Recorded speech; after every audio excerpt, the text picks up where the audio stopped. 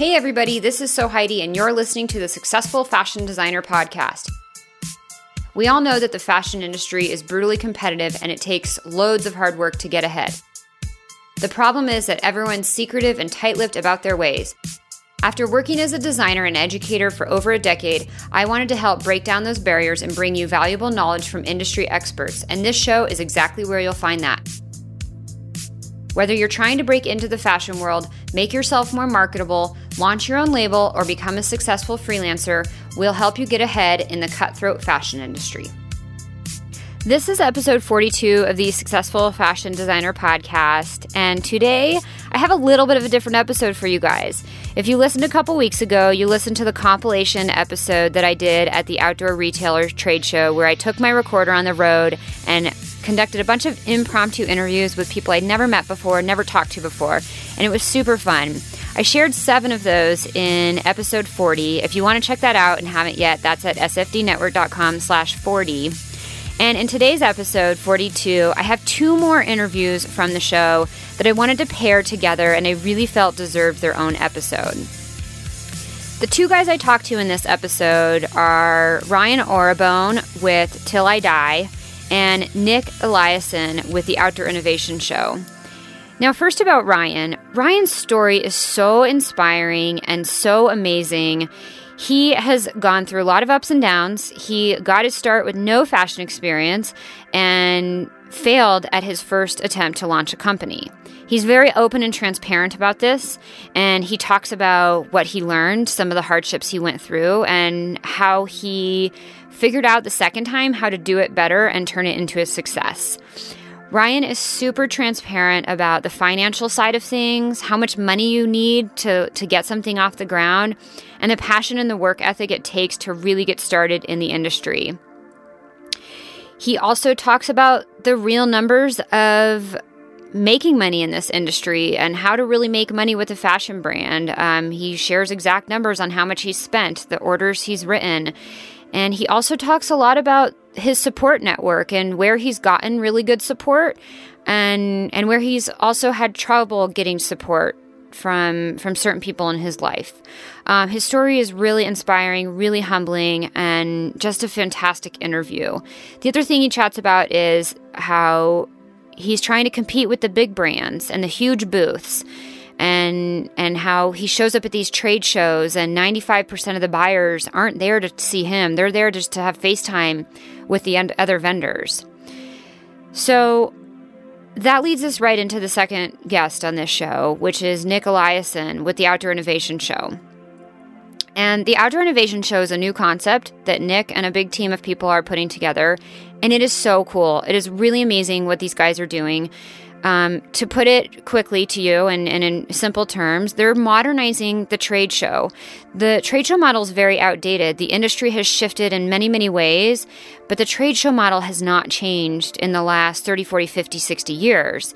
And he also talks about how buyers don't come to write orders and discover new brands. They just come to have FaceTime with the big brands they already know. And so they're working really hard to build a platform for young and upcoming brands to connect and build the right partnerships and get their product out there.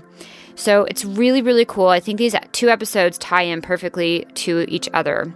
First up is Ryan, and to give you a little heads up about his story, I want to share this really quick clip. Ryan talks a lot about how you go through a lot of rejection when doing this, and he says that he gets 30 no's for every yes. So, as he says, get used to rejection, but then I love how when he gets that yes, he gets these amazing moments where he gets to celebrate. The biggest ski resort in the East Coast, I got into their retail shops. When I had that meeting, I got back in my car. I'm about to freaking cry right now just talking about it. Jesus Christ. I got in my car and I freaking bawled. You got a yes. I got a yes. But you're like, holy shit. I bawled out. Yeah. I was crying in my car. All right. I hope you love Ryan's story. Again, it's really inspiring and humbling, and there's so many little nuggets of gold in here. I know you guys are going to love this. Take it away, Ryan. So, let's start there. You failed the first time you did this. Yeah, so I started Till I Die as Ski Till I Die 7 years ago. Okay. Back in 2000, or 8 years, I guess now, 2010. Yeah. I had been at Macy's for 4 years. I was a planner. Okay. And I held several different positions within Macy's, but planning. Okay. And I hated it. I hated the monotony of it. And anyone that tells you that they love merchandising or planning or buying because every day is different, can I say fuck? Yeah, you can. Okay, is a fucking liar. Because every day is the goddamn same shit. And it killed me about that. Sorry, am I... Yeah. And it killed me with that because every day is the same thing. And Macy's, for example, listen, they taught me to be the best planner I could be. And I was very good at what I did. And I was the best because of Macy's. I'll never forget that. But why do I have to stay to work till 6:01 every day when I'm done with my shit at 3? Why can't I leave and have that 3-hour window to go do whatever I want? Because I'm that good, I can get it done in these hours, yeah. So that got me thinking, I'm like, all right, I need to do my own thing. So I hated where I was, wanted to do my own thing, came up with this concept, Ski Till I Die. We were going to do a graphic ski t-shirt company with my friend Paul that started the whole thing with me 7 years ago. And it was a good excuse to quit my job and go do my thing because I didn't look like the pathetic loser that couldn't hold a gig, and at least I had something going on. And for those of you listening, I just did air quotes, something going on. I didn't know anything about anything. Did you go to school for fashion or did you have any training? No, I went to Marist College, and they have a great fashion program. But I went for international business and marketing, so I doubled on the business side. Totally different. 100%. And it just so happened that I fell into fashion after I graduated. Macy's offered me a job within their business development program, which is like a postgraduate training program within fashion. They call it the Harvard of fashion. I think that's dumb. But it's the same, like TJ Maxx does it. Bloomies is part of Macy's. They do a different version. But every big corporation, every big box does the same kind of thing. BDP, business development, postgrad, whatever. And that's how I fell into fashion.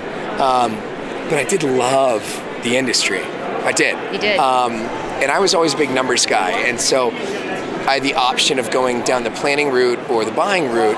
I decided planning, which was, in hindsight, a really good move because planning roles, and when you're good at planning, it's much harder to find people to fill those positions than in buying. So for every one of me, there was like 4 or 5 buyers. So I was able to move up much more quickly than I was if I went into the buying side.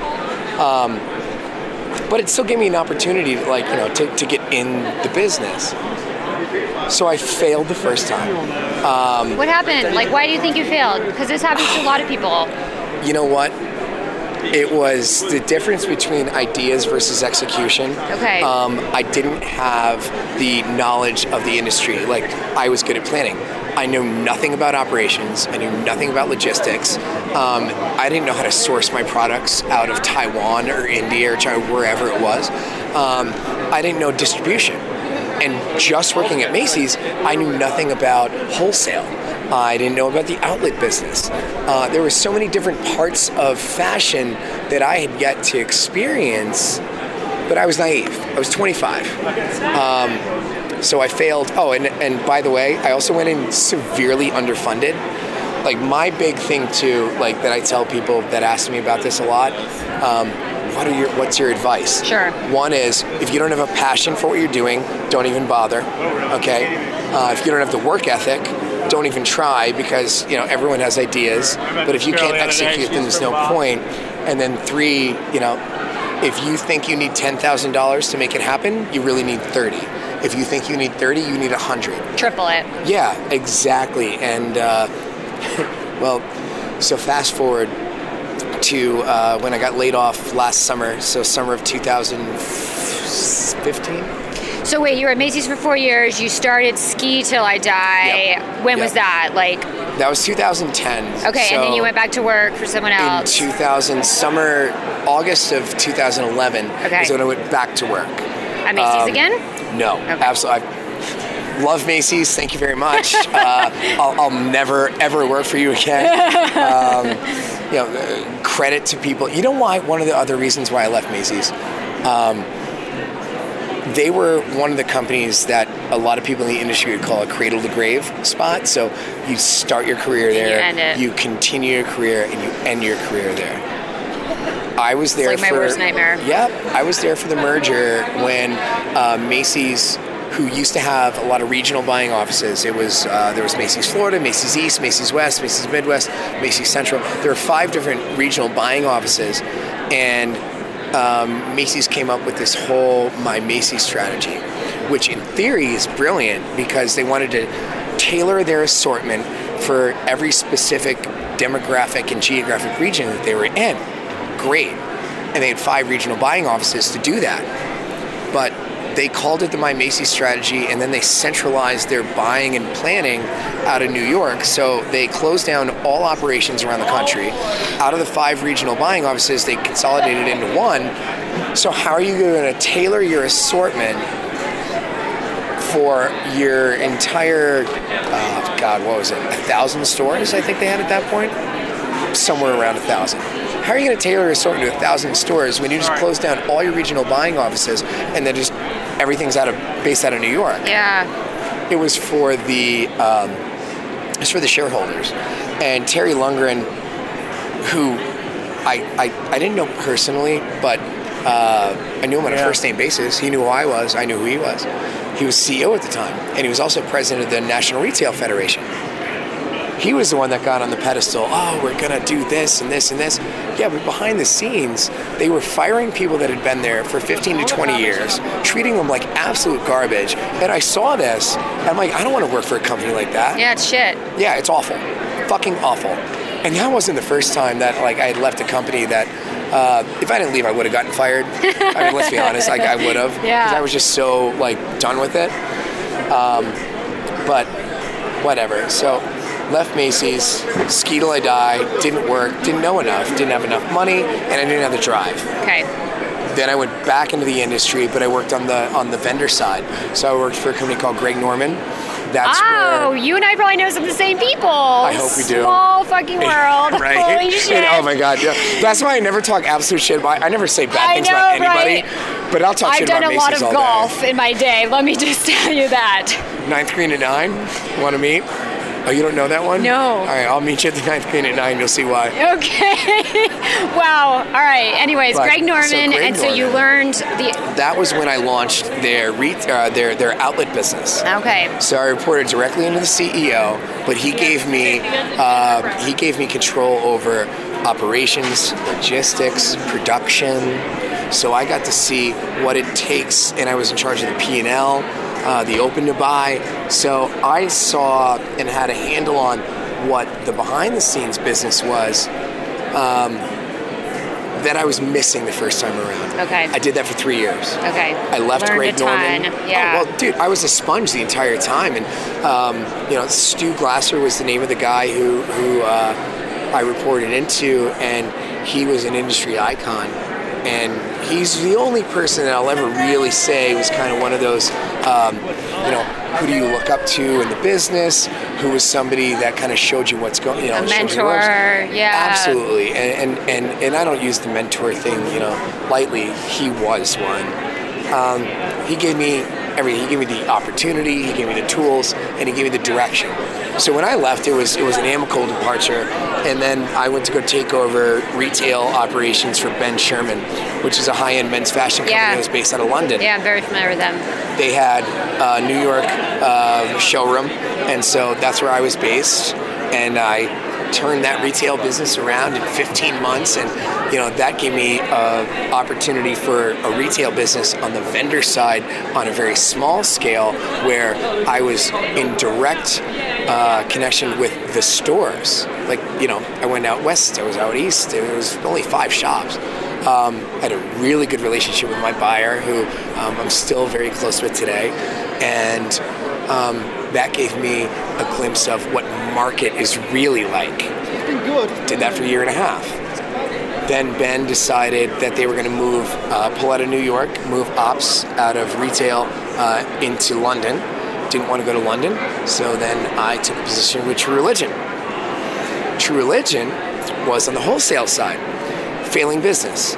I should have seen the writing on the wall when they told me that, last year our gross sales were $130 million, and this year they're 95.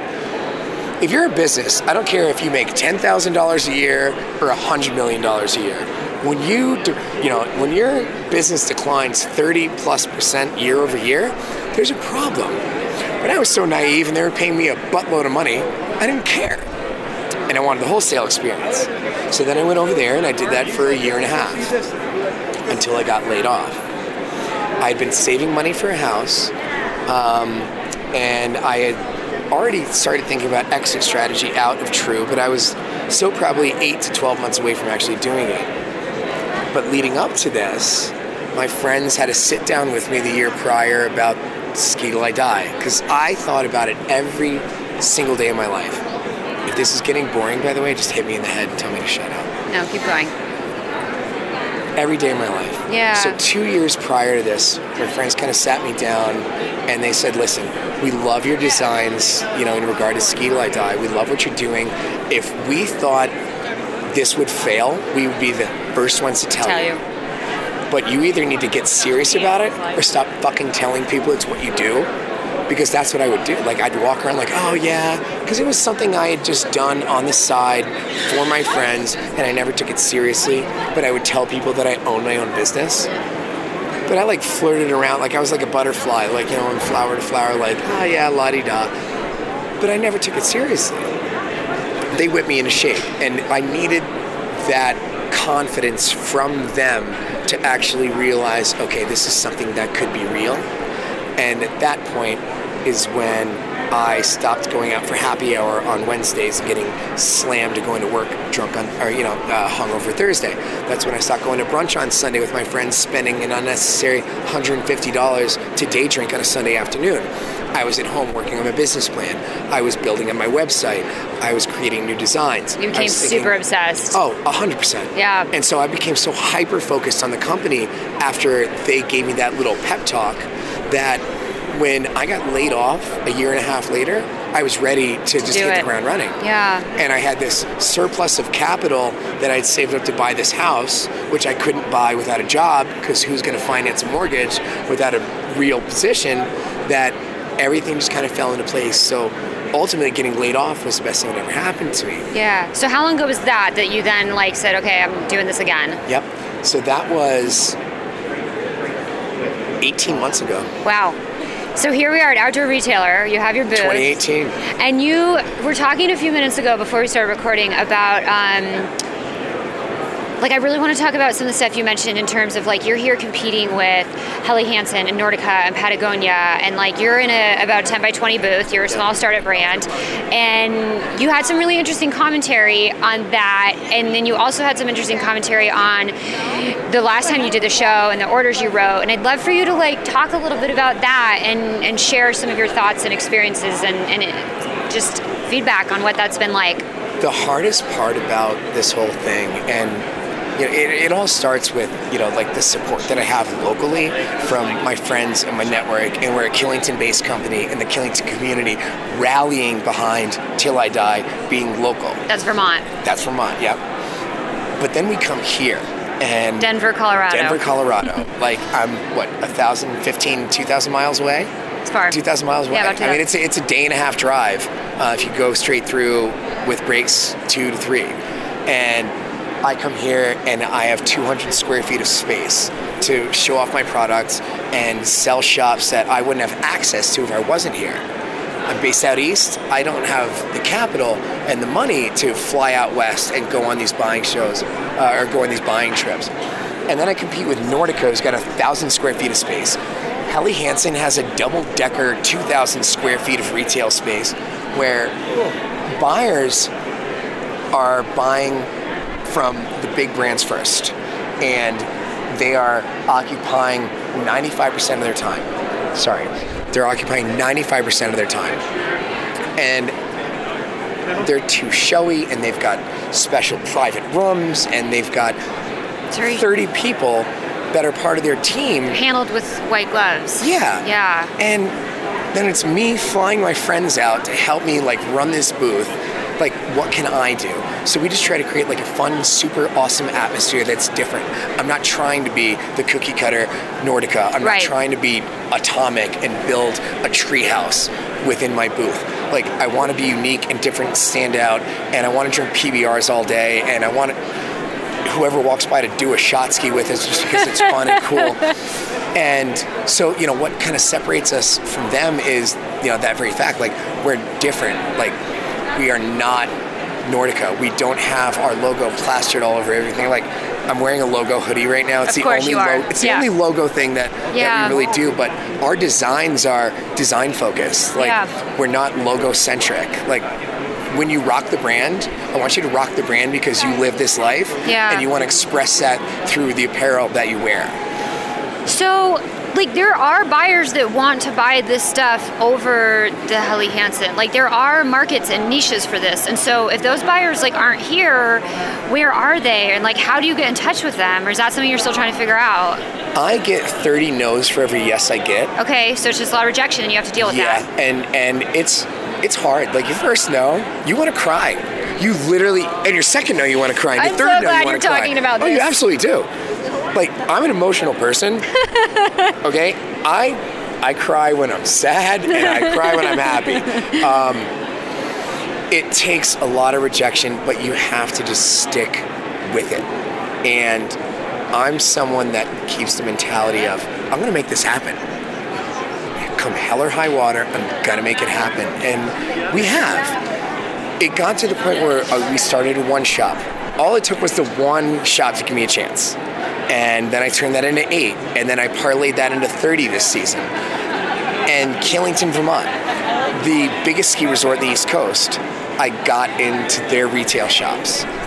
When I had that meeting, I got back in my car. I'm about to freaking cry right now just talking about it. Jesus Christ. I got in my car and I freaking bawled. You got a yes. I got a yes. But you're like, holy shit. I bawled out. I was crying in my car. Thank God no one was there.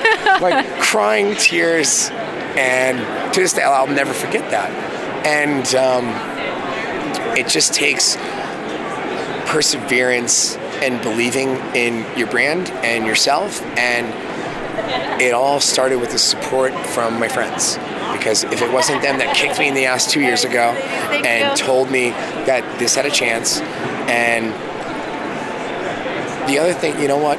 Your true friends, when you start something like this, are going to pay full price for your product. They all pay for their gear. I love that. Everyone who wears it, like, they all paid for it. Yeah. And, you know, a smart business person, like, doesn't give stuff away for free. And your friends understand that. And if they really want you to succeed, they'll pay $20 for a t-shirt. They'll pay $30 for a long sleeve or a hoodie, whatever it is. They're gonna pay for it. And if they don't, they're not really your friends. Cut dead weight and realize who wants you to succeed and who doesn't. Yeah, I talk a lot about, like, having a really good support network, because it's impossible to do anything alone, especially in the fashion industry. Like, you need those people to kick you in the ass. You need those people to tell you you can do this, to give you the confidence, to help pick you up when you fall down, and to support you on all levels. And, like, I think I hear from a lot of people, they don't get that from their direct family. And so then I'm like, you have to go out there and find that through other people. You have to. You're 100% right, because it didn't come from my parents and my brothers and my immediate family at first. Yeah, a lot of people don't have it. My parents were appalled. They're like, when I did it the first time, they're like, okay, it's a growing stage. They didn't support it, and they were still basically supporting my lifestyle anyway. When I did it the second time, I thought my dad was going to have a heart attack. I thought my mom was going to go drown herself in the pool. Like they were not happy about it. But I said, listen, I have to do this. I have to try again.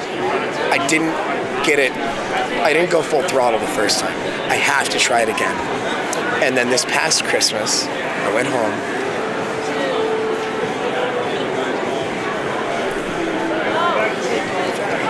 You're getting teary. I love this. This is such a good story, though. And it's like, shows the passion behind it. It's really amazing. Went home for Christmas. And Jesus Christ, I'm in public right now. We're not in by the way, we're not in a closed room. No, we're but you're a real person. Hallway. We're in the middle of a hallway. Yeah, that's okay. We're like in the aisle at the trade show, like a million people are walking by. They didn't want me to do it, and it was my friends that brought me into this whole thing. Yeah. But Mom and Dad said, like, we knew you could do it because it's real now. Oh, I love that. That's just like a month ago. Yeah. This Christmas. Recent. This is recent. Because I live full time on whatever salary. It's kind of funny. It's like whenever I go to shows, whatever, when someone buys a shirt, like the support, no matter how big or small, doesn't go overlooked. My running joke is, I think you're helping me eat this week. Everyone thinks that's hysterical. And I laugh too. But on the inside, I'm like, oh, but I'm not kidding. Like, maybe I can eat real chicken this week instead of chicken-flavored ramen noodles. But it just, you can't get down on yourself. You just got to keep doing it. You got to wake up at 7. You got to work till 3. It's 7 days a week. When I don't work on a Saturday or Sunday, I feel bad about it. Because every day I'm not working, I feel like I'm taking away from myself. But on the flip side, like, you can't go 24/7, 365. Like, it kills you. So it's like you got to take days, and that's the hard part. Yeah. It's just kind of giving yourself a break, Yeah. So. Would you, and you don't have to talk like exact numbers or anything, but like you mentioned a little bit there of like, thanks for helping me eat, and like if I get to eat real chicken, not ramen this week, like it's, a couple guests on the show have talked about like the realities of funding this, and some guests like to gloss over that, as far as people who have startup brands or small indie brands, and you seem to be a little bit more like open about the realities, just for people listening, like to understand, what this really means financially and like how much it takes to get it off the ground. I think you said earlier, and I can't remember if we were recording or not, but like if you think you need 10,000, budget 30. If you think you need 30, 100. And then like how much, like you made a comment about how many orders you wrote and like you're building, but like a lot of that money just keeps going back into the business. So I have a few partners that obviously, they don't necessarily help with the day-to-day, but they help with the big picture stuff. Yeah. Personally, I probably started with about $70K worth of my own money. Okay. And then I probably had about $30,000 of partner investment. It's about 100. So I started with about 100. Carrying inventory is expensive. I'm probably sitting right now at cost at least 15 to 20,000 worth of just inventory. Sure. That doesn't include the 15,000 it costs us to be out here. That doesn't include the 10,000 in marketing that I spent this year.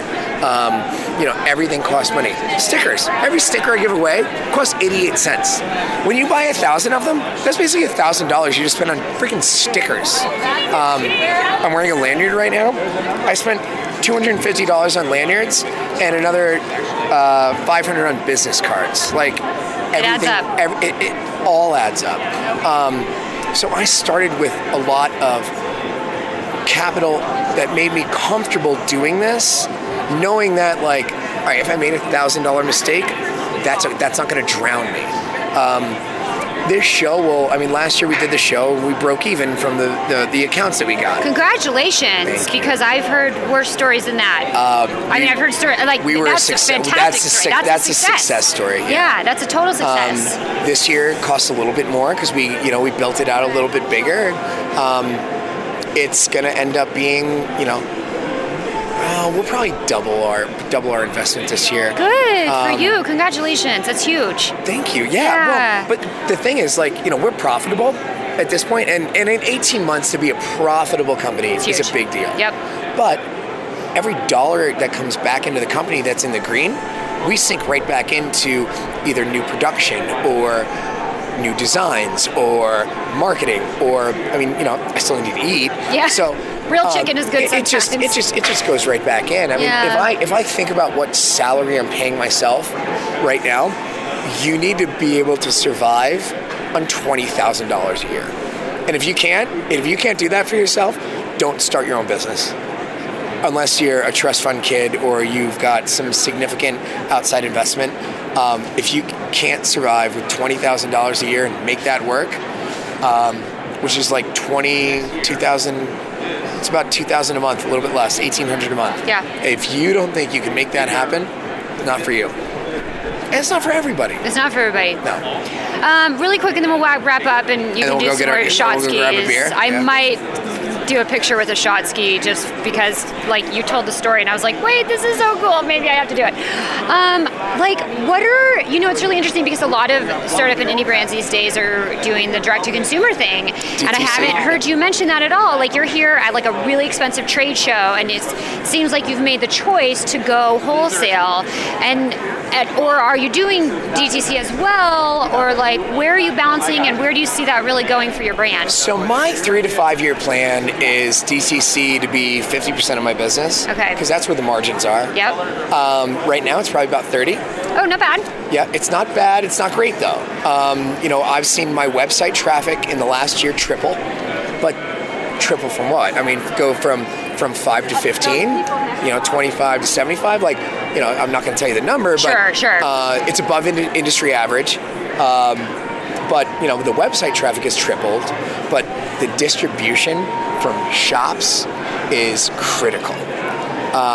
Wholesale is 60% of my business right now. Retail is 30, and then the other 10% comes from on-site events.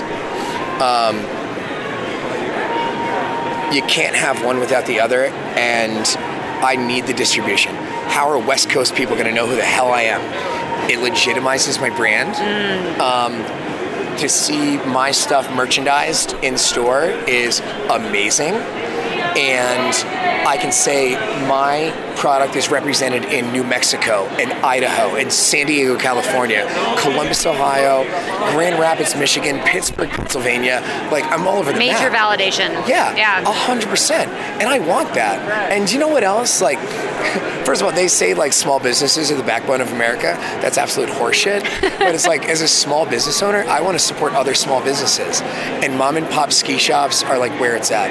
Outside of Killington, which is obviously the biggest group or brand or company that carries my stuff, it's mom and pop.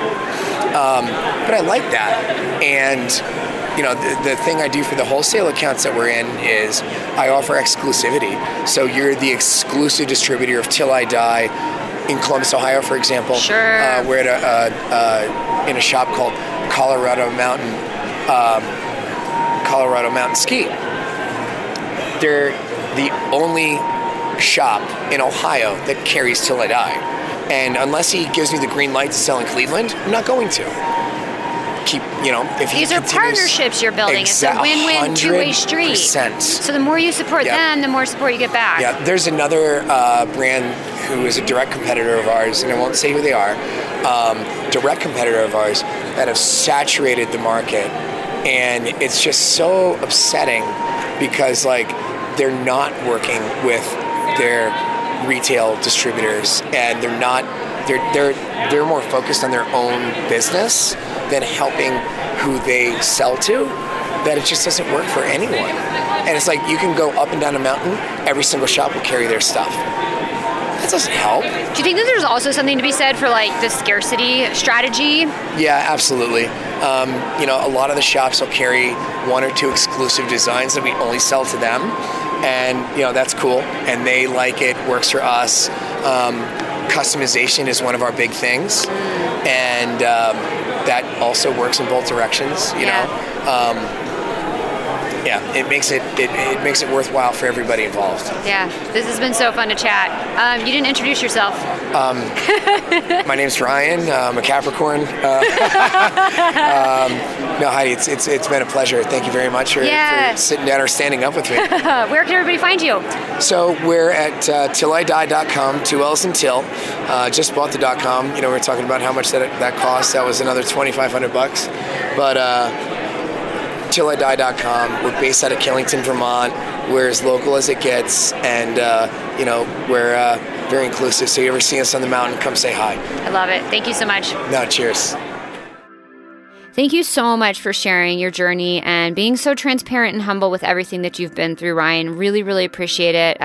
So great to meet you at OR, and can't wait to see you at the Outdoor Innovation Show coming up this summer, which is exactly what we're going to talk about next. So next up, I chatted with Nick from the Outdoor Innovation Show, and I kind of already introduced that earlier. Again, it's a really, really cool concept.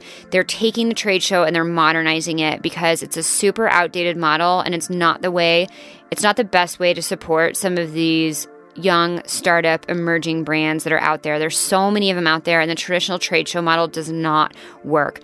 So I'm going to introduce you to Nick, and I'm going to let him explain exactly how everything works and all the cool stuff they are doing to create a better platform for young, awesome, cool brands to have their break in the market.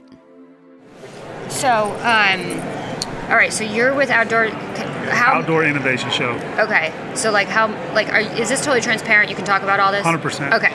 I got the president of the company. I called him last night. I said, hey, I'm about ready. He's like, let's go. Oh shit, you did? Let's run. Oh my God, I love I'm this. like, yeah, I'm like his right-hand man. He's not like the networker. Yeah. You know, he's behind the scenes. Yeah, he's the brains, and he's awesome, and he's got the big vision, and I've kind of helped him develop it all into one thing. I'm like, there are people that want to talk about this. Yeah. And we need to start talking about it. Yeah, and there's people that need you to do this. Yeah, especially in this space. Yeah. Like, people want it. Like, I mean, you heard Ryan. Yeah. I mean, he's like, I know. He's got 10 brands already, like, recruited. Like, let's go. Okay, so who are you, what are you with, and what are you guys doing? Because I love this. My name's Nick Elison. I'm with the Outdoor Innovation Show. We're basically a new twist on trade shows that is going to... We call it the Outdoor Innovation Show because we're looking for young, innovative, cool product, but we're also innovating the way trade shows are done. The 1980s model for trade shows hasn't changed much, but the path to the end consumer, which is why we do trade shows. I mean, you had a cool product back in the day. You wanted to get it to the masses. You went to a trade show or you went to a catalog. That was the two best ways to get to the masses. There's this thing we call the internet. It's pretty popular, and now you can get your product to the end consumer in different ways. You don't have to get to big box retailers. So, funny enough, I watched the NBC Shark Tank for 10 years, and now it makes more and more sense that the sharks are like, stay out of retail, don't do it, because you get beat up on price, and you lose a lot of control, right? And there's brand after brand after brand that you find that is just killing it, and they didn't go that path. But it takes the right networking connections to do it, and that's what our trade show, or our show, let's call it, is creating a platform that maybe the network that sits behind maybe a shark on Shark Tank, you're giving up 30% of your company to get to that network. It's not because the shark has money, because you can get money anywhere, and it's not that the shark has knowledge in that space, because they a lot of times invest in the spaces they don't understand. It's to get to the network behind them, and our goal is to create a climate or an atmosphere in which that network exists, bring all these brands together, and not have these big guys that they get lost in the mess, and where outdoor business gets down to business. Yeah. And is able to network market. So that's, I think, our three biggest value adds are going to be the partnership, the strategic partners from, sourcing, manufacturing. Experticity is a big partner of ours that, you get expert, it's like a social type of platform where you can actually get experts using your product that can give you real life feedback, reviews, but then you can get online and things like that. But they have this brand following that they can, and these experts in the fields that, really get going. Dropship, carrier services, fulfillment centers, that's who we want to bring together so these people can actually have a chance to see it. Marketing, web design, sure, even, because what I found in the outdoor world and why I'm so passionate about it is there's so many awesome products out there that get created every day because outdoorsmen they live it, right? So they come up with real awesome practical solutions that solve problems, or cool brands or whatever that is like really lifestyle, but there's really no business sense and no connections, and hopefully we can bring that together and create the show for a platform where these young cool companies can really get an exposure. Yeah, so I want to not gloss over the and I'll just use the word you said, but these young companies, because I think that's something that we've not really emphasized enough. So this conversation kind of came about when I was chatting with Ryan yesterday, who's a small vendor. He's got a 10 by 20 booth here. We're at Outdoor Retailer. It's an insanely big show. There are brands that spend, I don't know, upwards of $500,000, $1 million on this show. I just talked to a brand that 17 semi-trucks and a $4 million build out for their booth. Okay, 4 million. So then we have all these amazing little cool, I should say little, but like young, cool brands, and they get lost in the corners. And you made a comment earlier, I think before I hit record, of like, the buyers don't come here to discover new brands. So talk a little bit about that, and then how these young, cool brands get kind of left out in the weeds. And this is you're creating the platform for them to actually thrive. So basically, these young brands, they come to OR because you have to. If you're anything in the outdoor world, you got to be in OR. You know, you get on the waiting list, and you get in there, and it's like, I made it. But the reality is, OR is this space where it's become kind of like this. I don't even know. It's a great show. It's fun to be at. It's, you know, really cool vibe, everything about it. But I mean, I talk to buyer after buyer after buyer. They're not coming to look and find these new brands. That's not what they're coming for. They're coming to meet up with people that this is their one time a year to meet up with them. And it's almost like a good gesture to sit down and write the order, because half of the buyers, they tell me, I could have done all this stuff in my house, in my office back home. I just come because it's kind of like what you're supposed to do. It's FaceTime, it's schmoozing, you talk, and let's you do go out it. at night, let's, you know, go. And so these young brands, they come, and then like Ryan said, if I didn't come this year, everyone would be like, well, did he go out of business? Yeah. You know, and it's like, I'm kind of stuck having to, and, you know, I don't know if you've walked too much, but I mean, you got people out in like Timbuktu that's like in the corner of the convention center, it's like collecting dust down there. It's like people are walking down like, where's the bathroom? And like they're directing people where the bathroom's at. Yeah. And it's just, it's tough, you know. And then you got Ryan, like you said, who's, you know, sitting here in a 10 by 20, and he's staring at a, you know, 1,000 square foot cabin that got built in front of him. 2-story, yeah. And it's just tough. It's tough. So we really, really want to expose those young up and coming brands from, honestly, like ideas that maybe are just in prototype, because they still need help in the business world. Because like I said, our show isn't just about writing an order. It's getting exposure, getting the content, getting people to come. We got a company coming, good friend of mine, Infuse Hydration. Amazing product. You know, he's finally getting to the point. It's taken 3 years to kind of start shipping. And he's like, Nick, I got $35,000 of broken prototypes in my house. He's like, I finally found the right guys to get my prototyping done. He's like, these mistakes these guys are making, we're bringing this like IP, this intellectual property in, and we're bringing the partners that he currently uses to connect with the right people and get, you know, business done and take their business to the next level without having to go on Shark Tank and spend all the money that requires and give up half your company. Exactly. And it's just tough to find those connections. It is. Because regardless, it's a relationship business. No matter what business it is, relationship. So yeah, we really want to focus on those young, up and coming brands, and even brands that are maybe like right there. You know, they may be pushing $750,000 a year, and they just can't quite get to that next level. And we want them here, and with the right connection, the right partner, the right media, like, they can take it to the next level and get what they need. Yeah. And that's what we're passionate about. And there's nothing like this exists that I know of. Do you know of it? I mean, you have regional shows that like, but they're more like retail shows that they're open to the public. So our show is a little bit different. First 2 industry only, first 2 days. Last day for 3 hours, it's open to the public. It's going to be a huge public. So you get real market analysis. You can sell goods, sell your stuff. Connect with your end consumer. Yeah, just see what it is. I think the partners, it's big for them to actually sit there and see like, wow, that booth right there, like they just sold out in the first hour. Like that, everyone wants that, right? Yeah. And that's real market analysis from your end consumer. Friday night of the show, we actually do have what's called the pitch. There's going to be close to, you know, I'll undershoot and say $750 million, you know, but we think that there's going to be a lot of VC money there, and we're going to select the best brands that we feel like and that are interested, and they can go pitch, and we're guaranteeing one of them a deal. So go, you know, raise money, raise capital, things like that. So like I said, we want to create this platform where kind of just go and skyrocket, and we can't wait for 5 years from now where we're still doing the show, and we'll have probably that nucleus of young brands, but the brands that came along all from the get-go, we still want to expose them, and we still want them to come back year over year, and we'll have another section of like kind of our success story. Yeah. Like, look, come to our show, because look, right here, yeah, look what it gets, you know, and kind of create that, you know, that new somewhat culture, that new cult-like following, kind of that new fraternity of these young brands. We want to keep it exclusive and fun, and we feel like Salt Lake's a great place to do it because everyone loves Salt Lake, and, you know, we feel like there's a void to fill with OR leading. Yeah, so like when did this whole, I mean, it sounds like you have the idea of super developed. Yeah, like so, when did this come about and when are you planning on doing it? So I think it's pretty open, and I'm careful to say anything, but OR's talked about leaving and back and forth leaving, Utah for years now.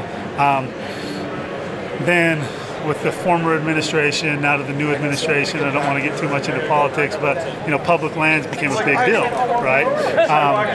And I think understanding the public lands, one thing happened that was great for a certain people, but then another thing happened that was like, wait, that same thing that happened when they went and created these public lands, it's like that happened so abruptly. Wow, we weren't ready for that. And so there's kind of this back and forth, and so that was kind of used to say, hey, we're out, right? And so they started making noise, like, and then especially when the public lands thing started coming up, started really getting really loud. And so we kind of sat here and said, we had a connection, the economic development for the governor of Utah, and they were looking for an answer. Like, if this leaves, I mean, it's a $45 million annual impact to the economy. It's huge for their, Huge. Yeah, huge. Like businesses are going to suffer. Yep. And we don't know if it's, and about the public lands is this political thing that's like, Utah's still a great place for outdoor. I mean, what people don't realize is 65% of our state is still public lands. I mean, it's like one of the biggest, like Colorado's like 30%. Like, we reeled back a lot of public lands, but we still are 65%. I mean, this is outdoor. Utah is outdoor as it gets. And so we're big on that, so that started happening. We're like, wow, we could be the answer. So it officially happened. We kind of already had the idea, and it's evolved. At first it was the Outdoorsman show. It was, we went through different things and finally came out, got it, and we got the website, got going, got a sales team together, and just started really attacking it. We're getting partners, sponsorships, the works, and now you're starting to see the momentum gather. And just got back from SHOT Show, came straight from SHOT Show to OR, and I mean, I'd say 9 out of 10, it's great responses. You got the one or two that are like, and that's fine. That's not ours. You're not going to get everybody. We don't want okay. everyone. That's okay. Yeah. We don't expect the following of OR to be at our show. 10 years from now, we'd love to have the same big impact. Because like I said, it's a fun place to be, and so that's kind of it's been in the mind. I jumped on board late. It had already kind of been there, and I got brought on to run buyers and strategic partners, help with the media, things like that. I was in corporate America for the last 10 years. I still am. Love it, but I grew up in the outdoors. Love the outdoors, hunting, camping, fishing, skiing, the lake. I just did it all. Got into high school sports, kind of backed off a little bit, but still I laugh because I'd go to all my games from like the camping, like the campground up in the canyon. We'd drive to my game from there. Like I'd sleep over night in a tent and then go play my football game or whatever. Like I just lived in the outdoors. And actually lived in Argentina. I lived in Patagonia for 2 years, so outdoors as it gets. And I got back in and jumped into corporate America. And when this came in front of me, I just said, we had some stuff happen over the last 6 months that kind of gave me a different perspective on life. And I said, kind of picked my head up off my pillow one day, and I was like, I have an 8-year-old and a 6-year-old daughter. They've never really experienced camping, skiing, fishing, anything outdoor. They just haven't experienced any of it. So what am I doing, right? This is my opportunity to jump back in, take the business sense that I've made over the last 10 years and the education that I've had, and really get back in the outdoors, as well as attack and target these small brands and help them get to the next level. Yeah. That's exciting, it's fun, so yeah. And so is it just a group of you guys that got together and like, let's just do this, and you're kind of building it from scratch? Yeah, grassroots as it gets, and just saying, hey, let's go be the answer, let's kind of go be renegades. Yeah. And we're going to ruffle some feathers, which is all right. Hey, it's you know what? fine. When the best things happen, feathers are ruffled. Yeah, it's like, so there's a group of us. It started out really small. Jared, the president, and his wife, and his kids. I mean, his kids are data mining for us every day, finding new leads for these new brands on Facebook, Instagram, Twitter, looking for these new young brands. We're contacting them there because that's where they're at, right? Yeah, they're hanging out online and social media. Out, that's where they're at, and let's keep that. They don't need to, go change that up. Let's just go throw some gas on the fire and help them go. So, the family did it, so it's really fun to be, with Jared and his family. They're amazing.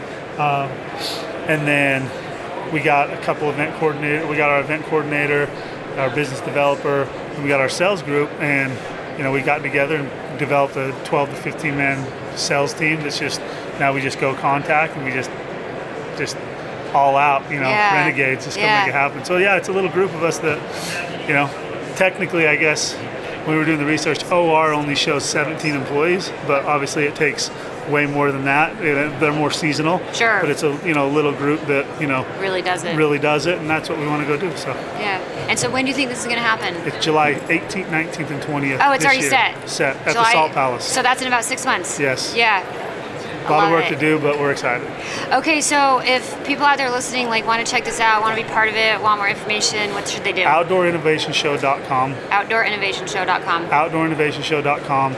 It'll tell you all the information, the contact if you want to be a part as a buyer, a partner, if you want to exhibit, media coverage, however it is. All the information's there, all of our contacts, the about me's of all the business, all the department heads are all there. It's exciting. I will be there doing interviews. Sounds good. I love it. Thank you, Nick. This was so fun to chat. Thank you so much. Thank you so much, Nick. As I said, I definitely will be there doing interviews this summer and can't wait to see you as well as all the cool brands you guys are helping represent in this industry.